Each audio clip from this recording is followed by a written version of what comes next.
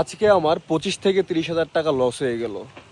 সাজেক থেকে সিএনজি চালিয়ে আসার সময় রাস্তার মধ্যে একটি মানিব্যাগ পেলাম। মানিব্যাগ খুলে দেখলাম মানিব্যাগে প্রায় 25 থেকে 30 হাজার টাকার মতো ছিল। তো মানিব্যাগটি নিয়ে যখন আবার রাস্তাতে গাড়ির সামনের দিকে আগাচ্ছিলাম, তো তখন আমার যাত্রী জিজ্ঞেস করলো যে ভাই এই মানিব্যাগ কী করবেন। তো আমি বললাম মানিব্যাগ যেহেতু আছে, মানিব্যাগে নিশ্চয়ই কোনো কার্ড বা ওনাদের ফোন নাম্বার তো অবশ্যই থাকবে, তো ওনাদেরকে ফোন করে দিয়ে দিব।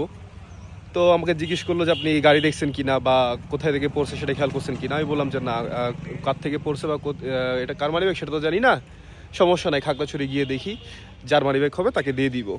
তো এরপর খাগড়াছড়ির দিকে আসার পথে এর 4-5 মিনিট পরে দেখলাম যে একটা মাহিন্দ্রা গাড়ি দাঁড়িয়ে আছে। এখান থেকে যাত্রী নেমে প্রতিটা গাড়ি থেকে জিজ্ঞেস করতেছে ভাই আমার ওয়ালেট পড়ে গেছে, আপনারা কি কেউ ওয়ালেট পেয়েছেন কিনা। তো আমি ওয়ালেট নেওয়ার সময় এখানে আরও দু একজন ছিল, তো ওনারা বলছে যে হ্যাঁ পাইছে এক ভাইয়ে, উনি আসতেছে।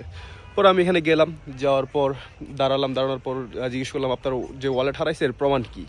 তো পরে বললো যে আমার ভাই পরিচয়পত্র আছে মানে ব্যাগের ভিতরে, আপনি চেক করতে পারেন। পরে চেক করে দেখলাম যে এটা ওনার ওয়ালেট। পরে ওয়ালেটটা ওনাকে দিয়ে দিলাম।